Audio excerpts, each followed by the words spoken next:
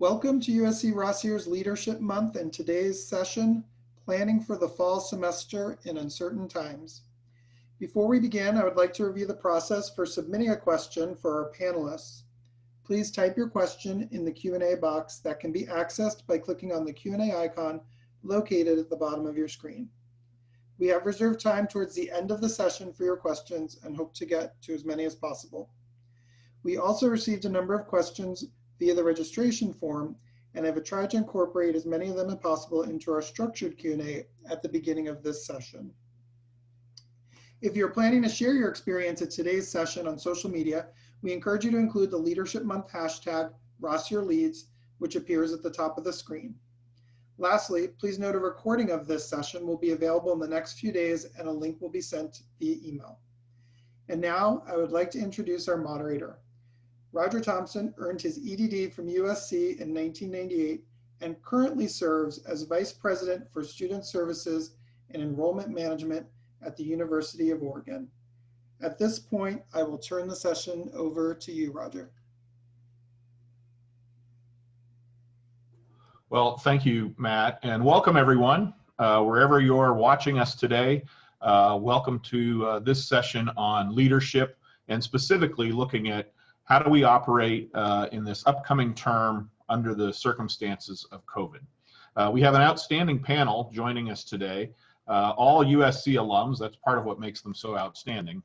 We have Kafele Khalfani, who earned his EdD in 2019. He serves as the Dean of Student Affairs at in the Warren College at the University of California, San Diego. You'll hear from him shortly. Dr. Paz Maya Oliverez, who earned her PhD in 2006. She serves as the Vice President for Student Affairs at the California State University, San Bernardino. And Cecilia Santiago-Gonzalez. Dr. Santiago-Gonzalez earned her EdD in 2012 and serves as the Assistant Vice President for Strategic Initiatives for Student Success at the California State Polytechnic University in Pomona, where I think they still have wonderful horses running around, or at least they used to. She can confirm that for us soon. So welcome to all of our panelists. Let me begin by first thanking all of you for participating in today's session, and again to welcome everyone to this session. So let's begin with maybe some introductions from each of you.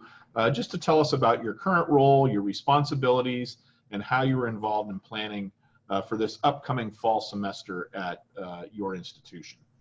So, Dr. Oliverez, would you like to take that first? Sure, thank you, and thank you again to everyone for joining us this afternoon. As was already noted, my name is Paz Maya Oliverez, and I serve as the Vice President for Student Affairs at my institution. In terms of my role, I have oversight of 21 distinct units within the Division of Student Affairs, which are separated into clusters that focus on student life and leadership, health and wellness, and student success and equity. In terms of my role in planning for fall on the division level, it's probably similar to many of you out there listening today, really just providing the support and guidance with my team of directors in continuing to plan for virtual delivery of programs and services for the fall term. So obviously we've all had some practice at this point. And so I think it's really just determining what are some lessons learned from what we've been through already, and how are some ways that we can continue to adapt and ensure the best success for our students moving forward. At the division level, serving as a member of cabinet, actually since March, we've met almost every day from 8 to 9. So those daily meetings are actually very helpful. In terms of just kind of, as we all know, this is a very active environment that we're working in right now, from day to day, sometimes from hour to hour. We're experiencing quite a bit of change and uncertainty. So I think having those regular conversations to really be able to make those decisions about what's going on in our state, in our world, at our institutions, I think is a big role that I've been playing. I think that has allowed me to kind of be part of really just kind of putting out those daily fires, as well as helping to draft communications to the campus community, which I'm sure all of us have been a part of that process as well. In addition to the planning for fall around course taking, around facilities, around, again, how we notify the campus community about cases of COVID-19 that pop up among the campus community. So a lot of those different pieces, as well as, again, just we have had as a system to provide fall plans to our office. And so I think that has also been a role that I've played in helping to develop those plans, particularly for areas that will continue to operate on campus at some level. For the Division of Student Affairs, that includes our housing area, our athletics area, our food pantry. We're still trying to figure out if our children's center will operate in the fall. So really trying to kind of figure out what those plans will look like, getting that feedback, and working together with my other fellow members of cabinet to sort of make some of those decisions. Thank you. Kafele, would you like to go next? Sure. So Kafele Khalfani again, and as the Dean of Student Affairs at Warren College at UC San Diego, a lot of my work is still a lot of day-to-day contact with our students, even though they're remote. So I've also been working with helping to prepare the university for how we're going to return staff to work and what that process is going to look like. So as with everyone else, it's days of meetings upon meetings, a lot of working with our students to managing the stress of moving to a remote environment, of managing the disruption in their lives, with their relationships, managing the stress associated with doing all of their work remotely. So that's resulted in some academic integrity issues that we've had to deal with. We've had a lot of increases in mental health and responding to our students about that, managing the financial portions of that, so students not being able to work or losing their jobs, or needing to sort of find additional means of income in a COVID world. So we've been doing a lot of work with our students on that, then still trying to engage them through our programming and activities, but not too much, because too much time on Zoom, as we know, it becomes a little tiring. So figuring out what are some other ways that we can do that. And then working with our staff to keep them motivated, to keep them engaged, and then being mindful of the amount of work that we're giving, knowing that we're all sort of thrown into this new way of doing, and some of the supports that we had before aren't there. So dealing with everything from childcare to dealing with family, to dealing with the lack of interaction that we have amongst staff as well, and trying to find a number of good ways to do that. So. Thank you. Cecilia? Hi, everyone. And as working from home, my 4-year-old just walked into the room. So I apologize, the realities of working from home. Again, my name is Cecilia Santiago-Gonzalez, and I'm the Assistant Vice President of Strategic Initiatives for Student Success at Cal Poly Pomona, and we have lovely horses on our campus. I am not responsible for them, though. I wish I was. That would be fun. I oversee all things related to university advising on our campus. And so I am responsible for a central advising unit, which houses undeclared advising, the graduation pledge program, student success communication. And I also support the college-based advising centers and the advisors that work in those. And I work very closely with the associate deans in those areas. I also oversee advising technology, and anything related to GI 2025. So in the middle of all of this, the California State University system is also involved in really trying to reduce time to graduation and support students. And so as we are planning for the fall, really trying not to lose sight of that, but also being realistic and supportive of our students and our staff who have these lofty goals that we're all trying to reach collectively as a system, but also as our campus. And so, we've been really, my role has been really to integrate different initiatives across campus that support students when they're in crisis. As Kafele mentioned, we are still dealing with students who are having a hard time adapting, who don't have access to technology, who are, really facing they're trying to overcome different challenges. And so really that's been really my role, and really trying to coordinate those efforts, and really using data to really plan ahead as we, creating some benchmarks about the impact of COVID. That'll be something that, thinking about our recovery efforts, our return efforts, really trying to benchmark, where we were last year compared to this year, and making this data-informed decision. So trying to also coordinate some of those efforts. And again, thank you for being here. Thank you to all three of you for getting us off and rolling and introducing yourselves and the work you've been doing. Let's start with looking at last spring. You know, we all had to move swiftly to online learning and to the virtual delivery of services. What takeaways from the spring semester or term have you utilized or helped guide your plans for the fall semester? So, who wants to take that first? Maybe you. I'll go ahead and start. Yeah, go ahead. Sorry. Yes, please. No problem. So yeah, I mean, I think that, you know, my philosophy with this change, I think, is really sort of the same philosophy I've kind of applied with all change, which is these are opportunities for innovation. And I think that's really sort of the approach I'm trying to take with my team, because, you know, it's scary, right? Change is always scary, but I think this change in particular is probably scarier than most because it's none of us have ever dealt with before. And so I think, you know, we all were, you know, a little cut off guard, right? From one day to the next, our world changed.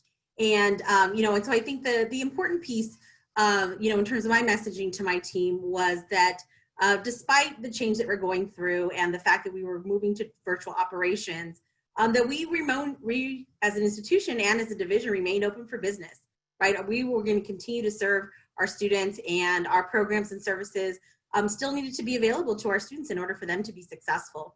And so one of the first things that we did was we launched sort of what we refer to as our One Click Away campaign, to let students know that we as a division were just one click away. All of our services were still available to them. And so we really did make very good use of our social media and email and, you know, all the electronic modes of communication that we all use. Try to ensure that our students were aware that, you know, just because those facilities you normally walk into every day and those folks you normally walk in, you know, those offices you walk into aren't going to be accessible anymore physically, that doesn't mean you're not going to be able to access those individuals and those services, right? And so I think that particularly as a largely commuter campus, it was interesting to find that we actually found that we were having greater engagement in some areas from some students. So, you know, we were able to make very strategic use of Instagram Live. I have to admit, I had never used Instagram Live before. Now I've done a few sessions.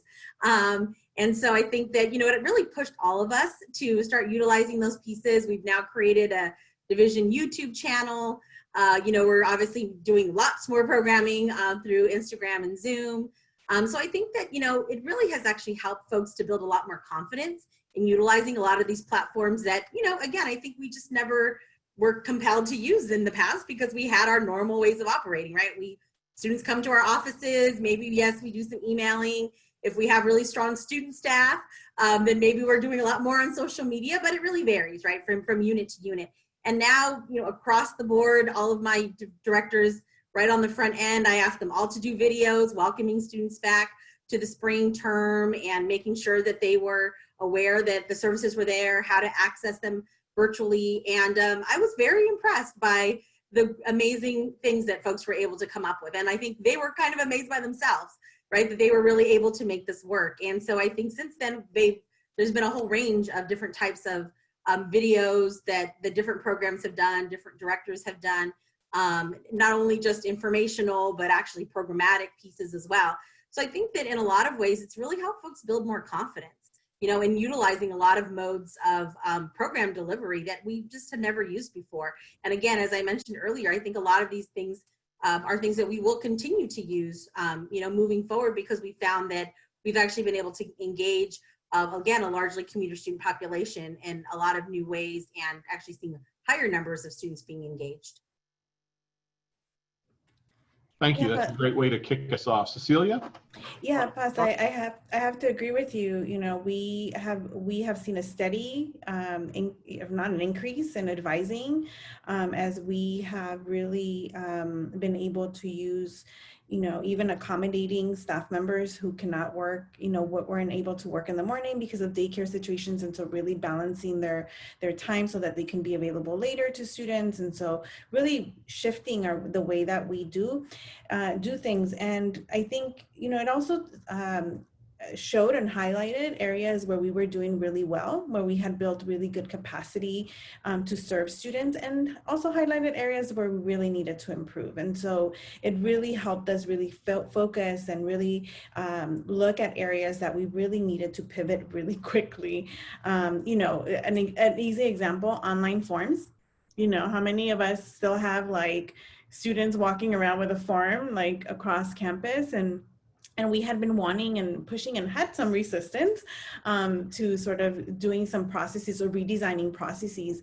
And we have used the summer really to reshift all of that, to eliminate unnecessary signatures and bureaucracy that don't serve any purpose really.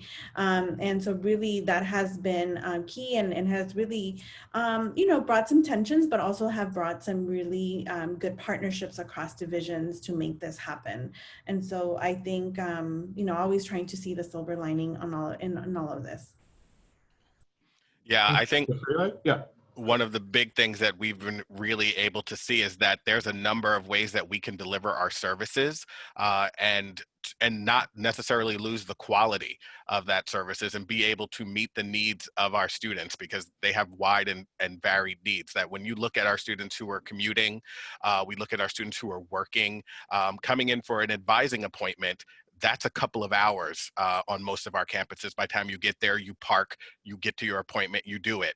But now being able to do that from wherever is really opening up our access for a number of our students. And I think even for our staff, some of that flexibility that they're now finding, I think that we're really going to be looking at new ways to deliver our services and new ways to support everyone from our faculty and our staff and our students to be able to do this. So it's been challenging, but I think we've been finding that we're equally, if not more productive in this environment when we've started to remove some of the barriers, including transportation time and the ability to go from one meeting to another super quick, has really sort of opened up a lot of opportunities. And I think that's one of the great things that we'll be seeing moving forward, that we've learned from this sort of crisis.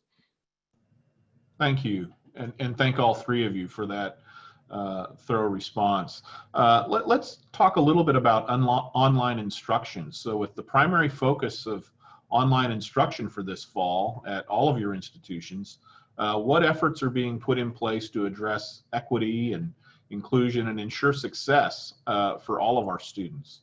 So that seems like maybe one you could start with, Cecilia. That's right up your alley. Yeah, thank you.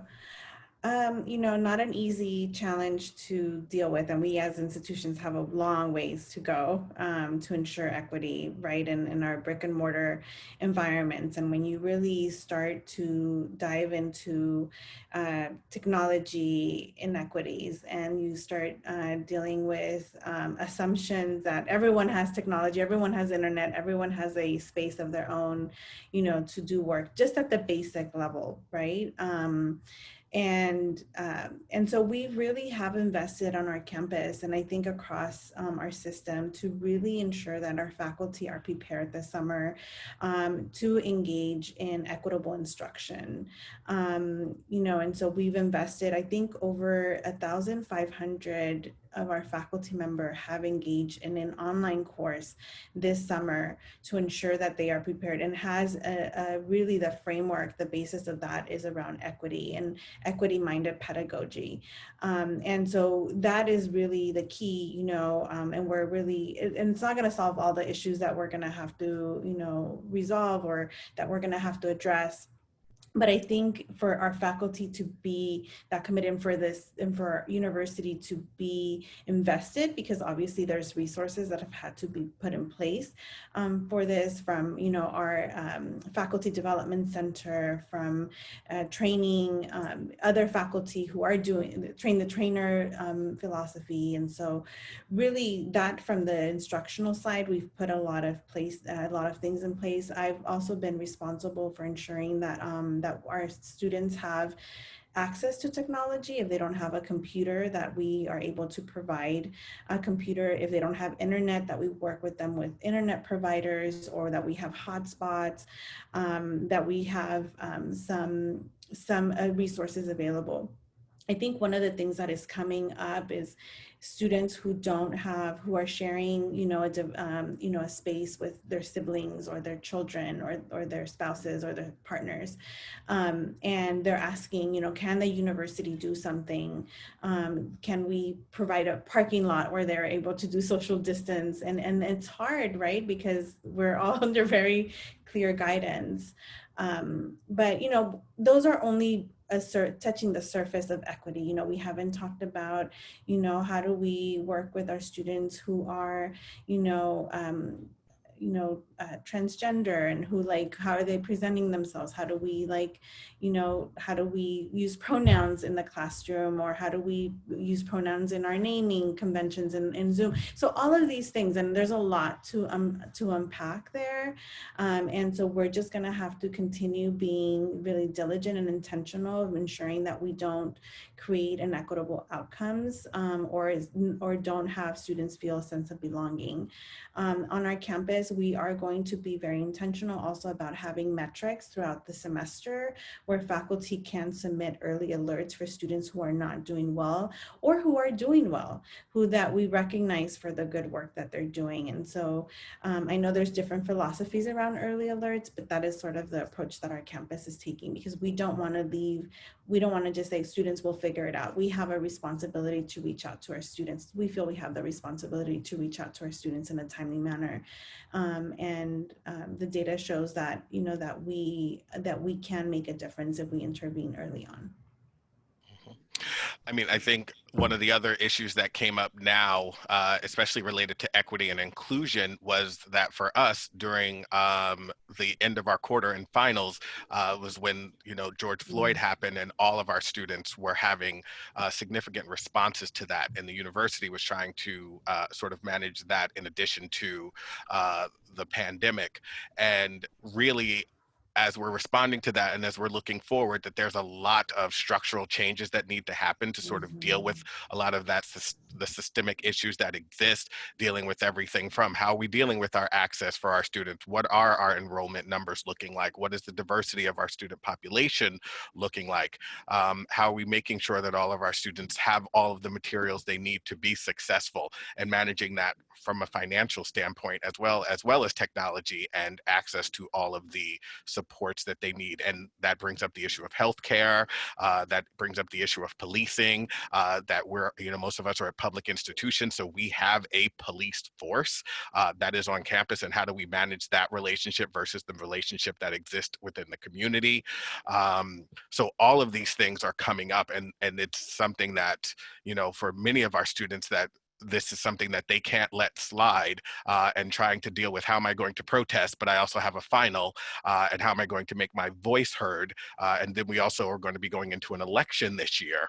So there's a lot of work that we have to do to prepare for, two pandemics basically in one at one time frame, and who knows what else is, August and September are going to bring for us. So there's a lot of sort of preparation and preparing for that we have to do as institutions on a number of levels.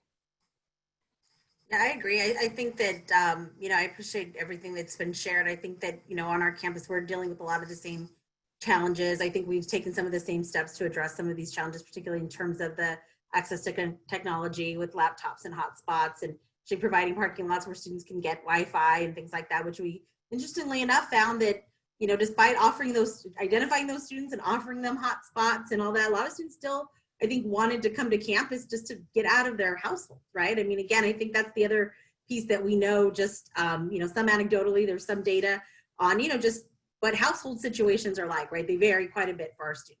And, some of our students, school's sort of the escape, right? And so I think for some of our students, still being able to kind of get away and have that space and be able to do their education outside of the household was still helpful for them. I think the other piece I did want to just kind of add to was in terms of some of the development for faculty in terms of their ability to sort of adapt and provide students with the best quality virtual education. One of the things that we did in the spring was we actually did a student survey experience in the virtual classroom environment.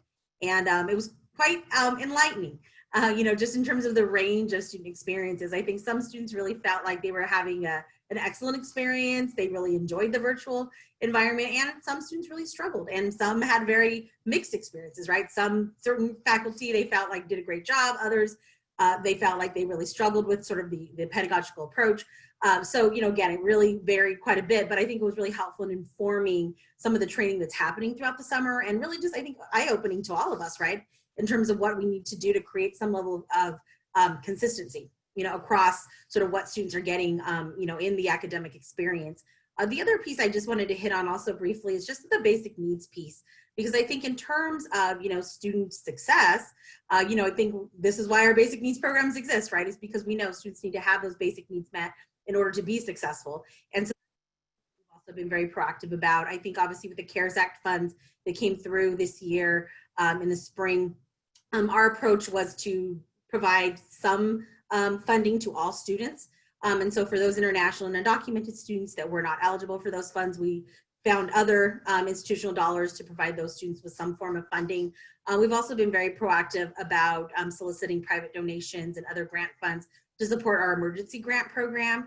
So we've had hundreds of students actually apply to receive emergency grants from our basic needs program, as well as continuing to keep our food pantries open at both our San Bernardino and Palm Desert campuses. We've still continued to see a range of traffic there for those lower income students, continuing to ensure that they're applying for CalFresh, providing emergency housing on campus and in the community where those resources exist. So really just, again, continuing to be proactive about making sure that those basic needs are met.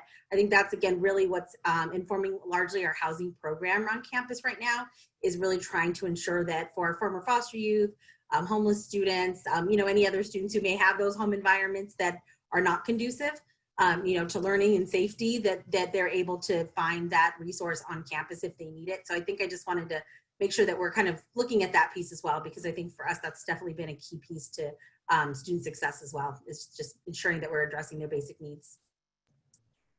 Thank you. Just a note to all of our viewers, we will be taking some of your questions at the end of this session. So if you have questions, things that are on your mind, please place those in the webinar, and we'll try to get to as many as we can here in a little bit. But to continue on, let's talk a little bit about the focus on what the student experience will look like. So you're all this as we speak, I'm sure. And so your teams are working hard, trying to figure out their remote environment. And what are you doing to keep staff motivated while providing some support and, really kind of promoting their own self-care? So Kafele, you want to take that first? Sure. So, we've been really intentional about that when working with our staff. So when we knew this was coming, we started preparing for the remote environment, making sure everyone had the resources that they needed to be able to continue to provide those services. I think we sort of also set an expectation that we are not going to be able to do things the same way we did them before. So those expectations are going to have to change. So let's really look at what we can realistically do to meet the needs of our students, but also look at the varying situations of each of our staff having. We work to try and create opportunities for us to still have time together to continue to do team building. And we did that through a number of things. Like we used to have what's called the water cooler meeting. It was like twice a week, 30 minutes. We would just pop in and check in and see how people were doing, give some quick updates, see what people needed support on as well. I think we also tried to do a lot of flexibility with schedules. So if folks needed to work different hours, if they were dealing with childcare, with family issues, all of those things, that we would sort of rework some of our responsibilities to support each other, to give folks the time that they needed to be able to do that. We also try and have some fun, even though we are still remote. So everything from virtual happy hours, doing different things, lots of staff meetings to keep folks updated, even if we have nothing to say. Just to say, we have nothing to say right now, so here's your 30 minutes back, or here's what's coming, and really trying to be communicative with the staff. really just encouraging folks as they're doing their best that they can do, and try and encourage them. And we've also done things like we can still have some staff happy hours. We sent food home for folks in one of our meetings, which I think folks really appreciated. And we were supposed to have a trivia day today, but I had to cancel because of a time commitment. But next week, we're doing that on our staff team. So just continuing to have some of the fun we would have in person and taking that online. Thanks, Kafele. Oh, sorry, go ahead. Please go ahead. Yeah, no worries. Just to add a couple things to that, I mean, I think all those are awesome ideas. And, you know, I think that just the importance of kind of keeping that positive vibe with the teams, right? I think one of the things, I apologize, my dog is barking in the background. I'm sorry about that. One of the things that I've done, I've tried to do kind of more personal things as well as kind of division-wide, you know, things with the team. One of the things I did really kind of partway through the spring term was actually sending thank you cards home to each of my directors. I think I really wanted to do something kind of personal because I saw how hard people were working, and just, you know, the morale was, you know, again, up and down, right? Because people are dealing with, you know, they're trying to do their jobs, they're still dealing with their own lives and this pandemic, and how, you know, just what we all see every day on the news, and, you know, it takes its toll, of course. And so I really wanted to just kind of make sort of that personal touch of just letting folks know, look, I see you, I see how hard you're working, and you're appreciated. You know, everything you're doing is appreciated. And, you know, you didn't hear back from everyone, but, you know, I think for those that I did hear back from, I think, you know, folks just, you know, sometimes appreciate that little personal touch, right? You know, we've also done a few coffee breaks and things where we just did like game days, just try to keep it no business, but really just kind of focus on fun times, did some team building, getting to know you. We've got a division of about 200 folks. So, and amazingly, we had about 170 people participate, and I was kind of amazed from the beginning to the end of the hour. Almost everyone stuck around. So, you know, it kind of shows that it's needed, right? That people want to have that space to just come together and have a little bit of a release in the midst of all the crazy work day and, you know, all the Zoom meetings, right? I mean, I think we spend our lives sitting in front of computers now, more so than we normally did. So I think that, you know, all of that is, you know, helpful for folks. The other piece, you know, that we did actually right towards the end of the term, particularly, I think for some of the reasons that the Kafele was mentioning around, you know, folks were experiencing the pandemic while also, you know, the Black Lives Matter movement was kind of, you know, heightening, and people were experiencing what they were experiencing in their own communities and their own families and personally.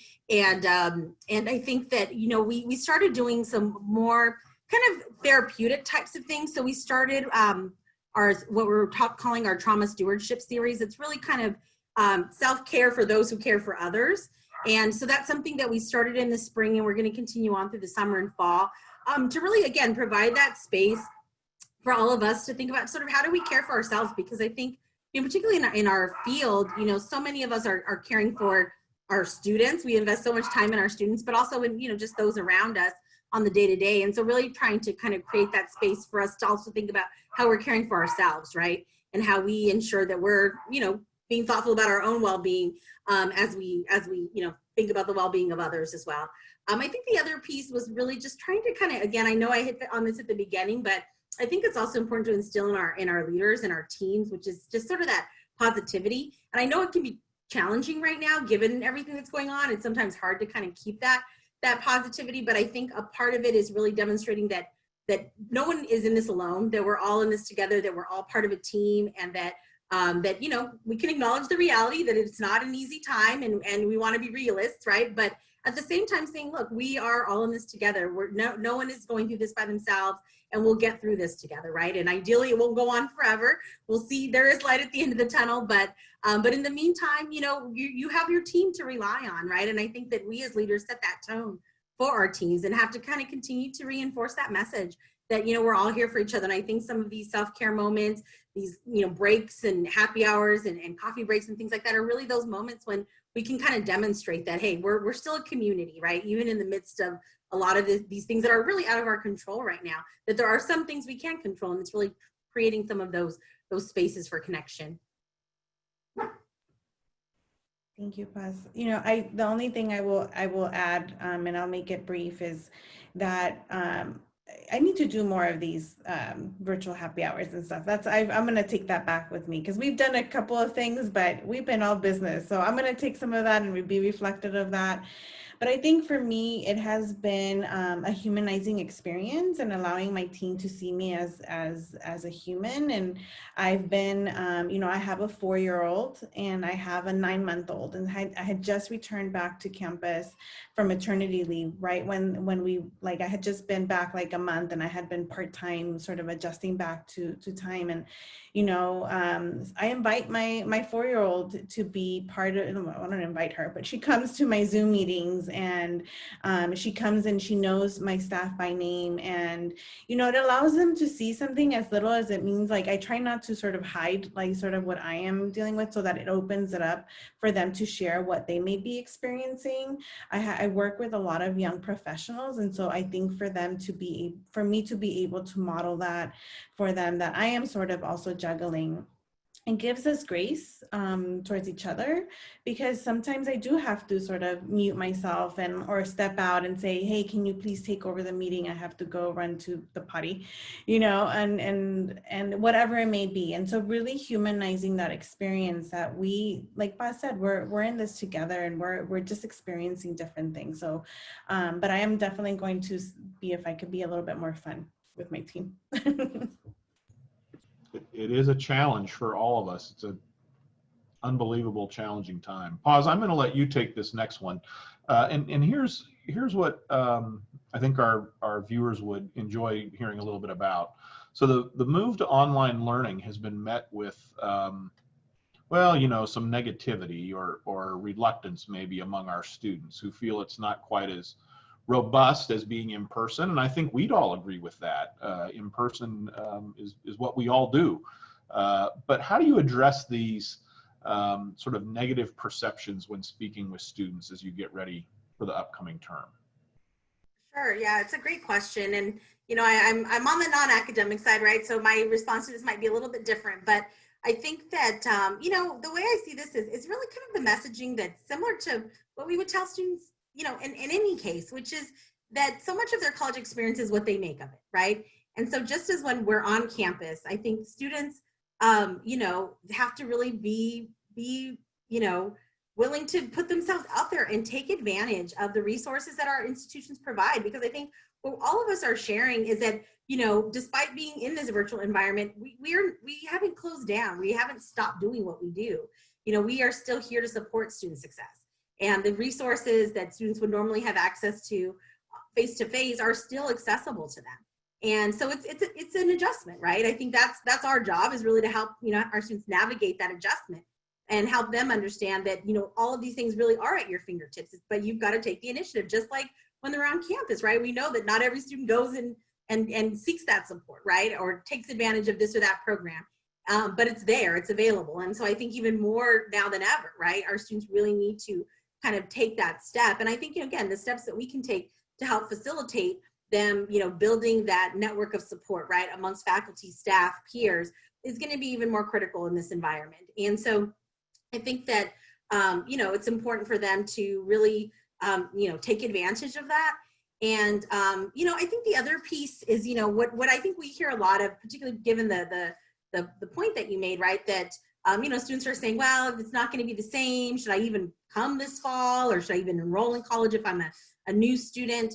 And I think an opportunity to help students sort of weigh the pros and cons, right? I think particularly I think a lot of us who are serving largely first generation students, really thinking that through. And I think for me, a lot of the conversations I've been having with students have really been, what are the alternatives, right? If you choose to forgo starting your college education this fall, what will you do instead? And what will that mean for you over the long term? And I think that that's really, an important conversation for students to consider. I mean, they've worked very hard to get to this point, right? And to say, I'm going to put this on hold. But again, I think the other piece too is that we don't know how long this is going to last. I mean, I think we cross our fingers and we hope it's one term, but we don't really know that. It could be the entire year. And I mean, I hate to be negative, right? But it could be even longer depending on what, again, we really, really just do not know. And so it's like, how long are you going to do this for? And if you come in now and you enroll and you get going, well, now you're a year further along when this thing is over, right? And so I think that it's really trying to help students kind of think through these pieces and really help them see, look, yes, it may be different, but here are the advantages, right? Again, you don't have to commute. You don't have to deal with parking. It's actually more affordable in some ways for a lot of students, right? So, I mean, I think it's also helping students to kind of see what are the benefits, like what's the silver lining, right, in the midst of some of this, some of these challenging situations. And if they're just getting going, then ideally they won't be in this mode forever, right? They won't experience their entire college education this way. And for our continuing students, again, they've already had that on-campus experience. They know what that's like. And this is, again, it's just a temporary situation. But it's really helping our students understand that, you know, they are much better off continuing on and continuing to engage and really tapping into the resources that we have. So I think that's kind of where my thinking has been, and sort of the messaging and the conversations that I've been having with my team as they connect with students as well. Bess, I agree. Terrific kickoff. Yeah, Cecilia, please. Yeah, Bess, I completely agree with you. It's really about, you know, guiding students through making those decisions on their own. And, you know, we're in the middle of orientation, virtual orientation, and really having also those conversations with families about, you know, how to support, what does this look like? They might have experienced it at the community college or at high school, and really helping paint a picture and really thinking about the opportunity costs, like of you not continuing on, and really just, you know, so understanding that we will support their decisions no matter what, and feeling like there's no pressure. And I know that our institutions, we have enrollment pressures because we are funded. So keeping that in mind, but ultimately I want a student who is going to be fully committed and who is going to understand that there are resources on campus, and if they have questions, that they know they can reach out to me personally or any of my staff members on campus. And so that has really been the message, and just being transparent about it is going to be different. It's not going to be, you know, we're a really heavy engineering, a STEM school. So we have engineering and science are some of our largest programs. And our agriculture program. You know, you can't do surgery on a pig, you know, online, you know, but, you know, what are other alternatives? And we will have limited classes available to students, as many of our campuses will. And we've been very intentional about which courses those will be, to offer some opportunities. But again, students may not feel comfortable coming to campus, even with a reduced. So what are our alternatives to ensuring that we're meeting our learning outcomes in the classroom? What kind of infrastructure are we offering for our students in the Learning Resource Center to ensure that they're able to be, you know, learn how to be online learners or enhance their skills as online learners. And so all of those things, you know, integrating those things and ensuring that our students know what's available to them. I mean, I agree with everything you both said.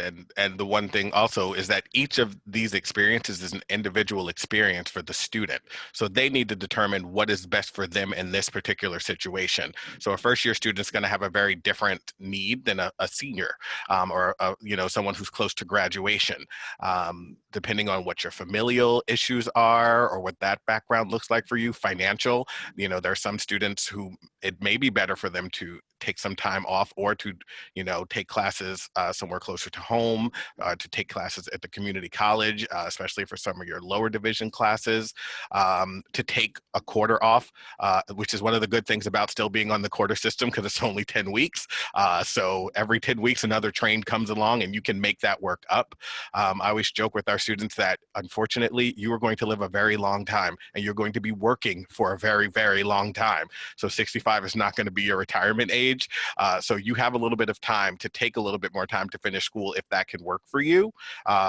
And to do that and to do what is best for you, whether that's full-time, part-time, all classes, no classes, all of those things are up to you. And that's a thing for you to determine. And we are going to support you in that decision, regardless of what you decide. So. Thank you, all three of you. It's reassuring. Our students are in good hands. Hearing all of your responses, they're going to be just fine. Cecilia, maybe I'll direct this question to you. Can you share Any innovative approaches that you're taking at Cal Poly Pomona and for all the rest of the panelists at any of your institutions?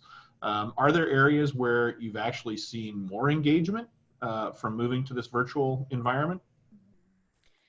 Yeah, as I mentioned earlier, when the pandemic sort of forced us to go remote, we had been piloting, doing small pilots with an early alert using our software that most CSUs have. And we decided to ask all faculty to submit an early alert or a progress report for students who were not engaging in their classroom, whether that be logging on to their learning management system, whether it was not logging on to class or submitting assignments. And with the recognition that it was a little bit late in the term, so we were really right at the midterm focus, and we just did an assessment actually, and we weren't that impactful, I'm gonna be honest, right? Because it was past midterms, there wasn't a lot that we can do, but we wanted to send the message that someone cared about the student, that we wanted every student that was that were indicated that they were not engaged, or that they needed a device, or that they had some homelessness or food insecurity, that someone reached out immediately to that student, right? And so we did that. Over 54% of our faculty participated in a university-wide progress report. That is amazing, for faculty to invest that time and really take the time to submit that. And then on the side, we partnered with our student affairs colleagues.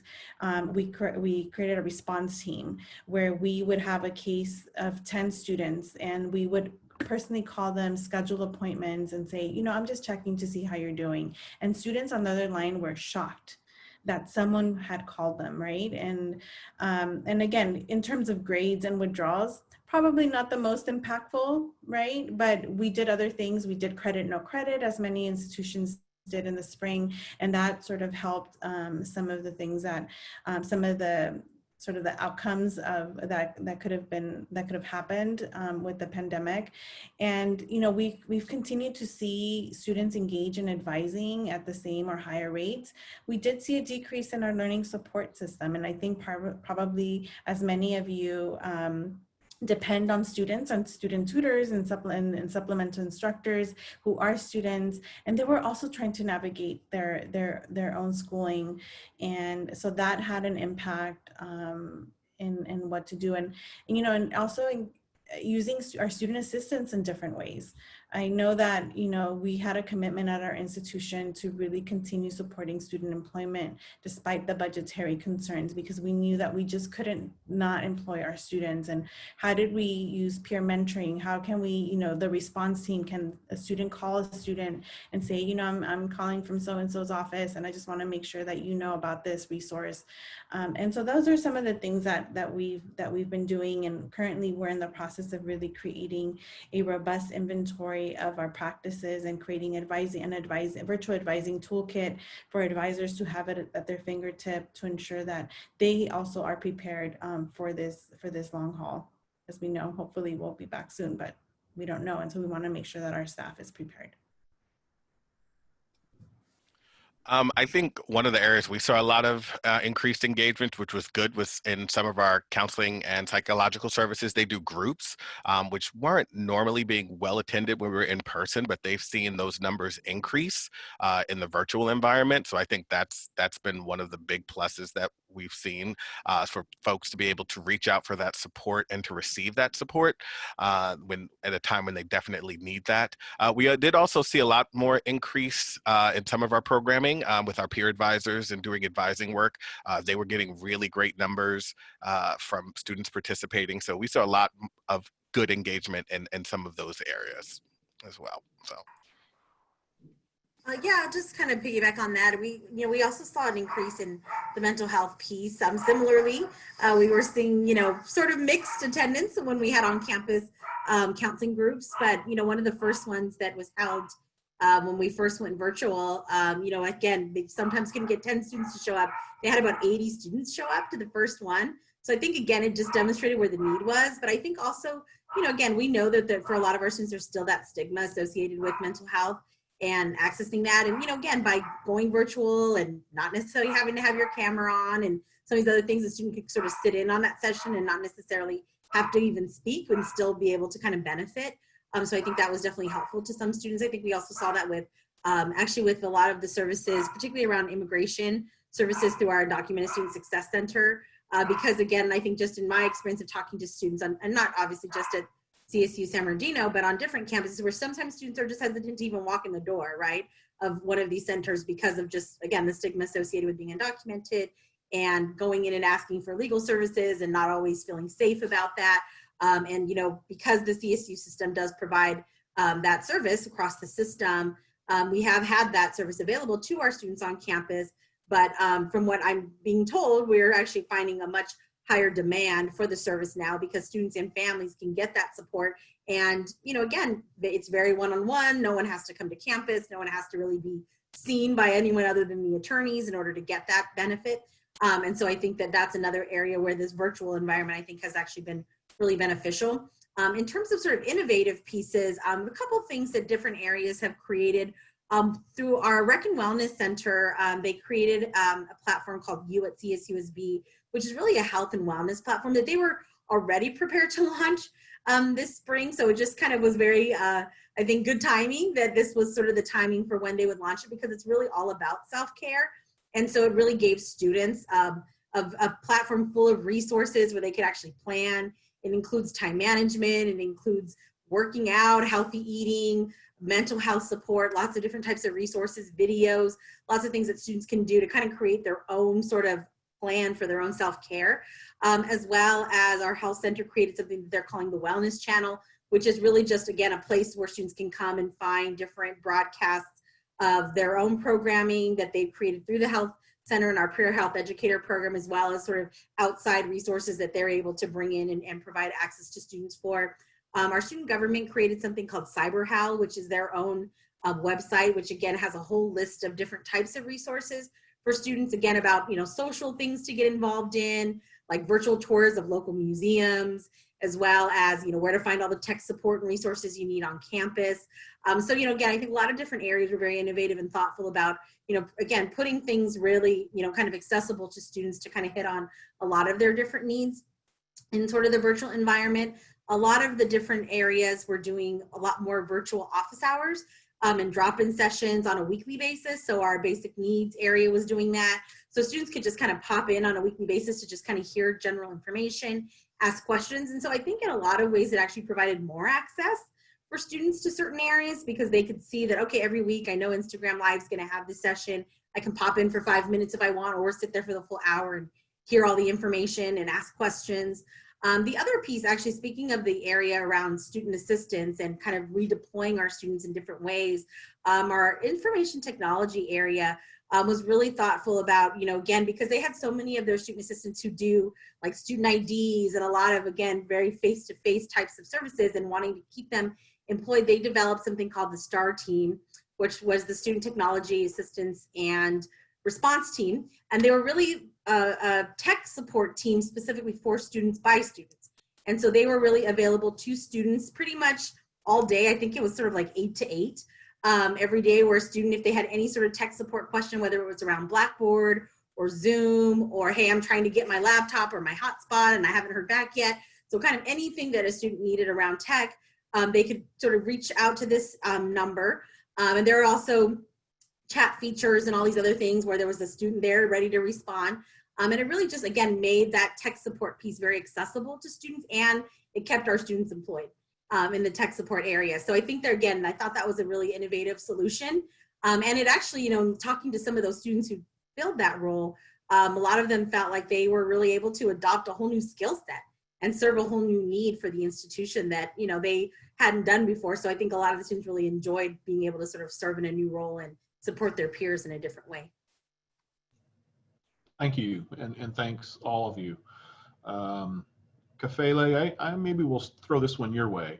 How are you planning to engage students and promote community in this virtual environment that we're expecting this fall? I think it's continuing a lot of the things that Paz was just talking about, that continuing all of our virtual engagement communities. So we have we call ours the Warren Online Activity Hub, or WOA.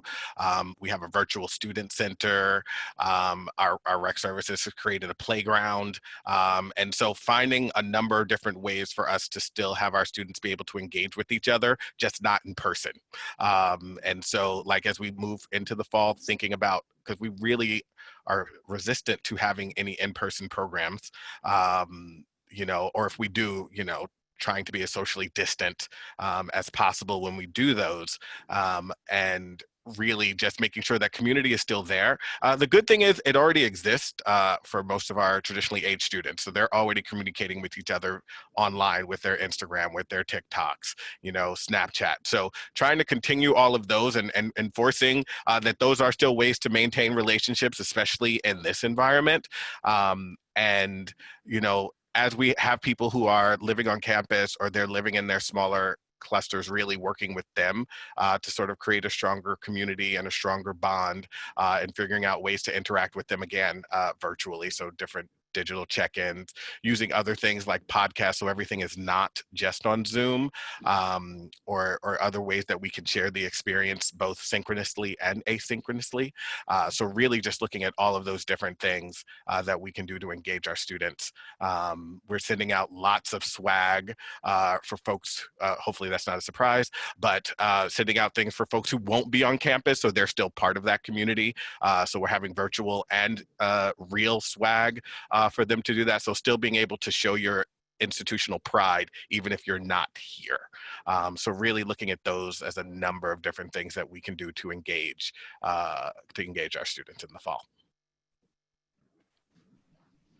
Absolutely. I work in academic affairs, so I want to make sure that we make like academics fun and partner. We're already partnering also with our student affairs colleagues to do a 3-part series, one at the beginning to sort of do like a welcome back type of event, and then something around midterms, and then something around finals. So whatever that's going to look like, I'll let you all know at a later time. We're still sort of in the planning phases, but talk about, community. We 2 years ago, and last year, we actually launched a artificial intelligence chatbot. We call them Billy Chat, and students love Billy.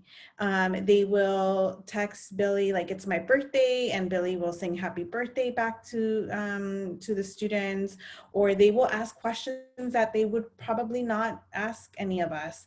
And we have a sort of a community, as I know, as students, I just love Billy. And so we have really tried to leverage sort of that affinity for this artificial intelligence and really make it personal.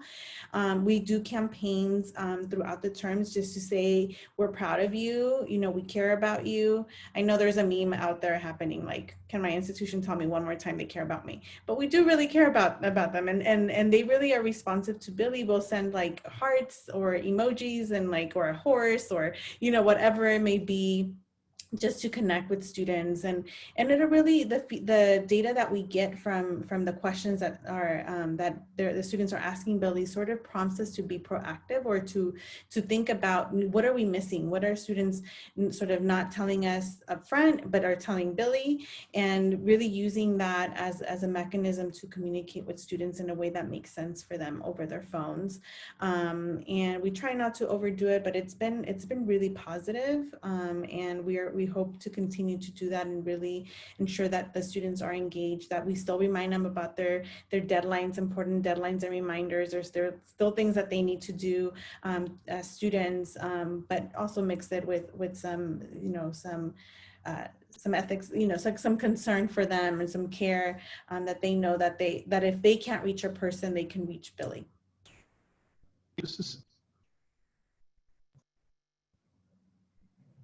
There we go.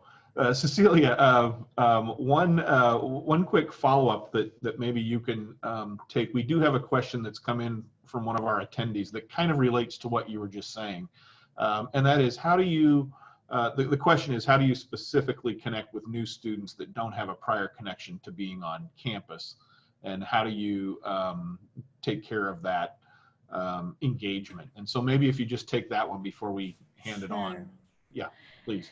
I mean, I think, using things on campus like first year experience courses, partnering with our faculty. I know our orientation services and new student programming have done like all these engagements, and they have used their orientation leaders to create, small groups of students who are assigned to an orientation leaders, and they plan on really following up with those students throughout the term. It's a challenge, and honestly, I'm concerned about that in terms of how do we, someone who has never been on campus before, how do we introduce them to our culture, to our traditions, to the spirit of the campus. And so, besides what I talked about, our artificial intelligence, it's going to take a lot of work, and it's going to have to be a lot of partnerships, more than ever, to sort of partner with faculty in the classroom, and do things that are relatable to students, that speak to students. We can't do things the same way. We can't order pizza and have them come at noon anymore. So what is that alternative? And I don't have all the answers, and I think we're still trying to figure it out.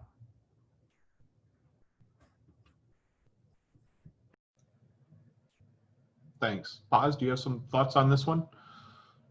I'm sure. Yeah, so there's a few things that, that we're doing that are traditional things that we've always done, but I think we're obviously doing them in the virtual space. So, we normally do a new student convocation for our students. So again, that's something that we're working to do virtually this time around, which I think is really the introduction to the institution, as well as to our leadership, to student leadership, to different ways for students to engage. So I think that just ensuring we're continuing to deliver that message to new students.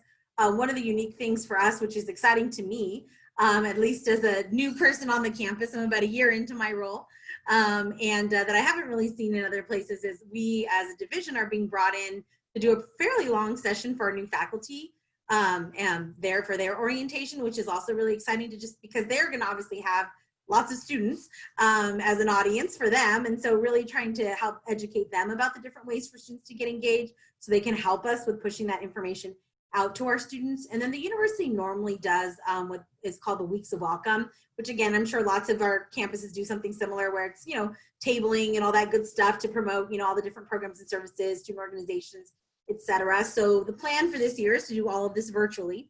And so our programs in the Division of Student Affairs would have already been part of this, but we felt like, okay, well, what are we going to do this time, right, if we're going to have to do it in a virtual environment? So one of the things we were already doing this past school year, before we went virtual, was what we are calling our Student Affairs Roadshow. So we were basically taking basically it was a tabling event that we were taking around to different places on campus to reach different communities of students with all of our different programs and services, just to really create more awareness and get them more engaged with what we do. So we are changing this to a virtual platform. So what we've done is created videos for each unit within the division, and we're kind of going to push them out in clusters throughout the Weeks of Welcome to again introduce our new and really continuing students as well to all of our different programs and services, with really a message to new students on how to get connected. So each video is fairly short. We've asked each unit to only do a minute, so we can break them out into groups of 4 or 5 videos. So each one isn't too long, but really kind of highlights some key pieces, but also let students know where to go to find more information. So follow us on social media, go to our website. Here's some key events that we're going to be having coming up in the early in the school year, just to again begin to pique their interest and excitement about getting involved, and following us on social media, because every unit has a social media platforms. So we really want to make sure that students know, look, find us there. This is where, if you can get connected early on, you won't miss out on anything. And then again, we know not every student's going to be interested in everything, right? But we want them to at least be aware of everything that's available to them, and then they can tap into the things that are, most, interesting to them, or that are most appropriate. If they're a veteran student, a student with disabilities, an undocumented student, first generation student, whatever the case may be, we will just want to make sure that they're aware. So I think a lot of it's really going to be pushing out a lot of those awareness pieces early on in those first few weeks of school. And then of course, continuing to sort of cultivate those relationships as they move forward through the school year. Great, thank you. We're just about out of time, so maybe I'll just ask the panel one last question. to kind of sum things up. And that is, what would you say your biggest concern or challenge is as you get ready for the fall semester? Yeah, please. No, I would say for us, so UCSD is going with a hybrid model in the fall. So we are going to be doing some classes that are in person, and the remaining will be doing remotely. And as part of that, we're going to have to get our students, our faculty, and our staff that are on campus ready for ongoing testing, really doing a lot of sort of symptom checking, sort of changing the way that we do things, changing the way that we interact, and really being prepared to sort of manage that, and that if things keep going great, we're good, but being ready to sort of change if we need to, if the situation gets worse. So it's really the time where we're both the researchers and the researchees, and the test subjects at the same time. So I think that that's going to be a big challenge that we have for the fall, but I think it's something that we're excited and looking forward to, and sort of seeing what we can do to sort of help out our colleagues across the country, to be able to sort of set that tone and sort of see where we can go from here, especially if we're going to be in this for a significantly longer time, to really sort of to do that. So that's going to be one of our big challenges, but it's one that I think we're excited and up for. Great. Who wants to take that one? Okay, Cecilia, yeah. Yeah, oh my goodness, what keeps me up at night? Lots of things. Our students are so resilient and they bring so much and they have such a deep commitment to their education, but this is a huge thing to overcome. I mean, it's difficult for everyone. So I worry about the engagement in and outside of the classroom. That is really key, and what sort of the ramifications of our students' wellness, both mental, emotional, physical, whatever it may be. I worry about my team as their leader, as their manager, trying to keep sort of them motivated and not, they're focused and they know they love their work and they're committed to it. But I worry about the toll that this is going to take on our team dynamics, and what is my responsibility to ensure that we remain cohesive, that we are transparent with one another, that we are honest about sort of the challenges that we're facing and developing a plan where we can overcome them and they feel supported to do the work. Those are sort of the things that sort of keep me up at night. I'll just add really briefly, because I agree with everything that's been said. Really just the general unpredictability, right, of what we're dealing with, and that everybody wants answers and we don't always have them. And so it's like we still have to try to keep folks motivated in a very uncertain environment. I think in addition to that, I think that given the uncertainty and the fact that we may be in this for the long haul, given the current circumstances, that I guess the concern would be that staff and faculty won't lean into the change that we're experiencing. Because I think particularly as we went into spring, we felt like, well, hopefully by fall we'll be good. Right. Well, I think as time went on, we realized, okay, maybe we're not quite there. Right. And of course, now we understand what the realities that we're dealing with, but that it really is an opportunity to the bar's even higher now. Right. I mean, I think we have to kind of work even harder to ensure that we are addressing all those pieces that I think Cecilia just mentioned. Right. That this is a very challenging environment for our students. Our students need a lot more support. They are experiencing things that none of them have ever experienced before. Right. And in every student's experience of this situation is very different.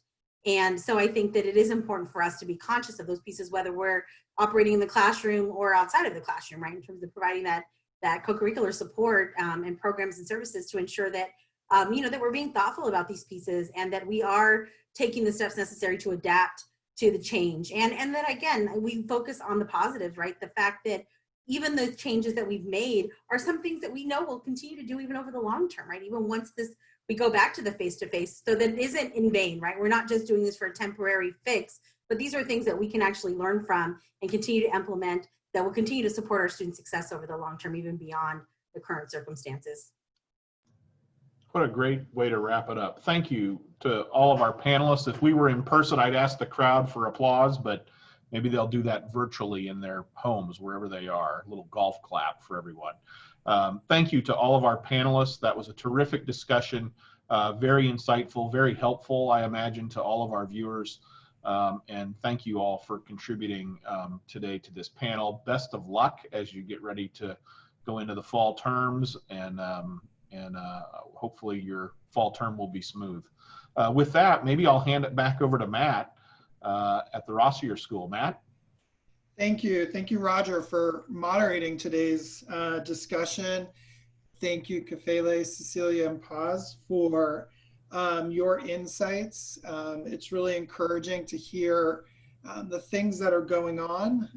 While there are tremendous challenges, there are also numerous opportunities, and it's so encouraging to hear the things that you're doing on your campuses. And as Roger said, I wish everyone the best of luck as we head into the fall term. It's definitely going to be a challenging road ahead, and we encourage everyone on this call to leverage your Trojan network for advice, guidance, and support as we all navigate these challenges together. I mentioned earlier, a recording of today's webinar will be sent out in the next few days. Please feel free to share that with colleagues if you feel that there's information that's helpful, as I'm sure there was. When you close out of today's webinar, a short survey will appear. Please take a moment to provide feedback on today's session and share your ideas for future virtual programs. Thank you for attending, and we hope you attend one of our remaining Leadership Month sessions this week. Have a great day and fight on.